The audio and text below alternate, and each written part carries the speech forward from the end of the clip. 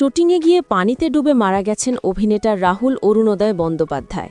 তার বয়স হয়েছিল ৪২ বছর। আজ রবিবার ২৯ মার্চ সন্ধ্যায় ভারতীয় সংবাদমাধ্যম আনন্দবাজারে তার প্রয়াণের খবর আসে। জানা গেছে, আজ রবিবার ভোলে বাবা পার কারেগা ধারাবাহিকের শুটিং করছিলেন ৪৩ বছরের এই অভিনেতা। তালসারিতে পানিতে নেমে তলিয়ে গেলে টেকনিশিয়ানরা তাকে উদ্ধার করেন। পরে দীঘা হাসপাতালে তাকে নিয়ে যাওয়ার পথেই তার মৃত্যু হয়েছে বলে শোনা যাচ্ছে। দীঘা হাসপাতালেই ময়নাতদন্ত হওয়ার কথা। আর্টিস্ট ফোরামের পক্ষে অভিনেতা দিগন্ত বাগচি জানিয়েছেন, শুটিং শেষ হওয়ার পরেই তিনি পানিতে নামেন। তিনি বলেন, হয় ও সাঁতার জানত না বা কোনোভাবে আটকে পড়েছিল।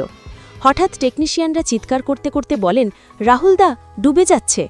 যখন উদ্ধার করা হয় তখনও বেঁচে ছিল, কিন্তু হাসপাতালে নিয়ে যাওয়ার পরে ওকে মৃত ঘোষণা করা হয়।